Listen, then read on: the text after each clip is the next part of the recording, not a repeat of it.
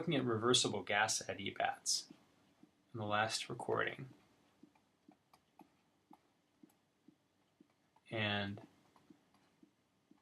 the equations that we developed looked a little bit different from what's in your textbooks. So let me just point out that we can easily convert. We use the ideal gas law.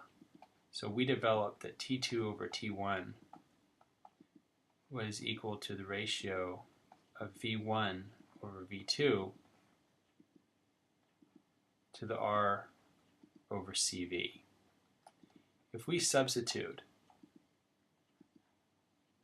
PV over nRT, or over nR, in both T1 and V1 on the left-hand side, we can cross off the nR term, and that's going to be equal still to V1 over V2.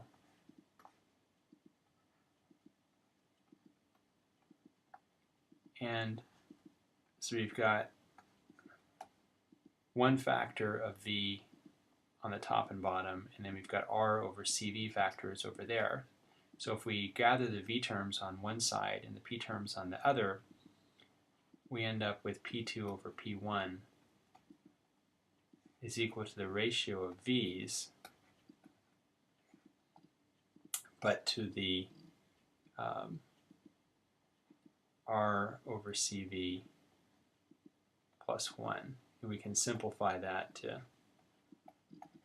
V1 over V2 to the,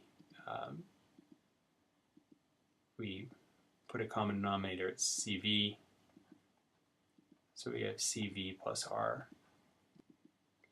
And if we add CV to R, we end up with CP, since this is an ideal gas. So we can say this is equal to V1 over V2 to the CP for CV. And this exponent is actually given a name gamma. So we end up with an expression. We're going to call this little section here gamma. And so we can rewrite this by cross-multiplying. P1 V1 to the gamma is equal to P2 V2 to the gamma. And that's only true for reversible gas adiabat.